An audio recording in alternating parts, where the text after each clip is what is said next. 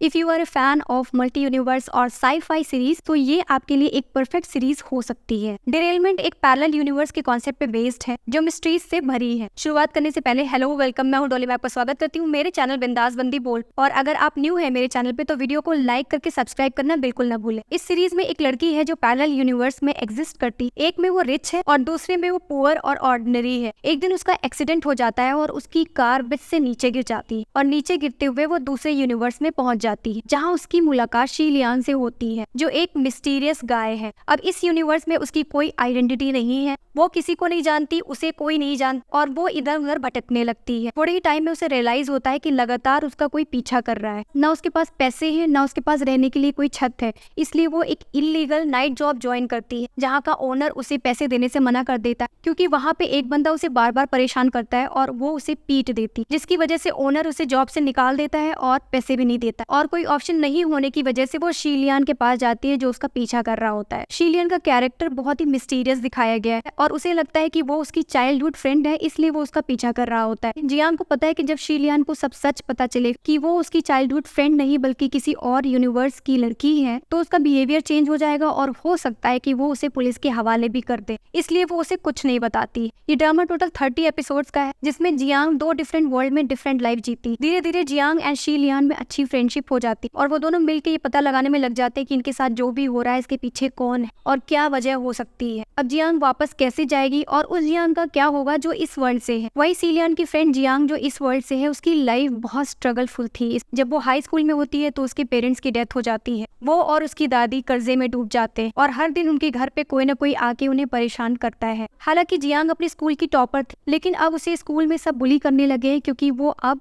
Orphan हो चुकी है। और जब वो किसी तरीके से कॉलेज पहुंचती है तो उसे बीच में ही ड्रॉप आउट करना पड़ जाता है क्योंकि उसकी दादी अचानक से बीमार हो जाती है और उसको अपनी फीस हॉस्पिटल बिल में भरना पड़ जाता है। और इसी इंसिडेंट के बाद जियांग गायब हो जाती है, किसी को भी नहीं पता कि वो कहाँ गई। पिछले 6 सालों से वो गायब है। उसकी दादी को सिर्फ इतना पता है कि इलाज के पैसे देने के बाद से वो घर वापस नहीं आई। ये एक वर्थ वॉचिंग सीरीज है जिसमें सारे कैरेक्टर्स ने अपना बेस्ट दिया है। ऑर्डिनरी थिंग्स को एक्स्ट्रा ऑर्डिनरी वे में सीरीज में प्रेजेंट किया गया है। कई बार ऐसी फीलिंग आती है जो काफी रिलेटेबल लगती है। ड्रामा का जो मेन लाइन कॉन्सेप्ट है वो हम सभी को कॉन्शियसली एंड अनकॉन्शियसली सोचने पे मजबूर करता है और हर किसी के दिल में ऐसा बनने की चाहत होती है जो इस सीरीज में बहुत ही ब्यूटीफुली दिखाया गया है। वैसे तो कई बेस्ट पार्ट है इस सीरीज में, पर जब बात आती है जिंदगी में सही रास्ता चुनने की और अपनी गलतियों से सीखने की, ऐसे बहुत सारे मैसेजेस देती है ये सीरीज। मुझे समझ नहीं आया कि ये ड्रामा आखिर इतना अंडररेटेड क्यों है। इसका कॉन्सेप्ट कई अच्छी सीरीज से बेटर है और मैं इसे रेट करूंगी 8 आउट ऑफ 10। आपने इसे अभी तक चेकआउट किया या नहीं? अगर नहीं तो एक वॉच तो बनता है क्योंकि कई बार ऐसा होता है कि अच्छी स्टोरी, अच्छा कॉन्सेप्ट होने के बावजूद कई अच्छी सीरीज को हम बेकार की कैटेगरी में डाल देते हैं। सो मेरी तरफ से एक वर्थ वॉच शो है जिसे देखना तो बनता है। That's all for today now. If you like this video please like, subscribe and press the bell icon for the latest updates. Until then take care and bye bye.